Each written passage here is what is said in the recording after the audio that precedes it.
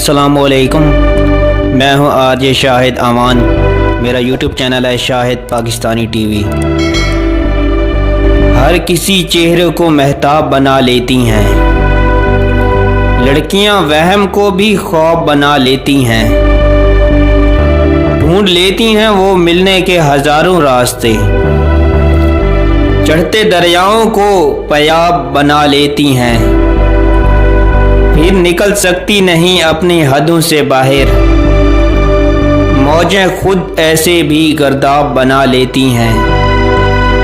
मेरे सहरा को भी सहरा नहीं कहने देती, अपने आंसू को भी सैलाब बना लेती हैं।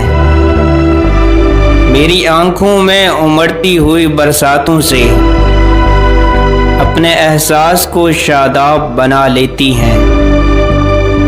एक कहानी की तरह उम्र बसर करती हैं, एक कहानी की तरह उम्र बसर करती हैं। हर नए इश्क को एक बाब बना लेती हैं, हर नए इश्क को एक बाब बना लेती हैं।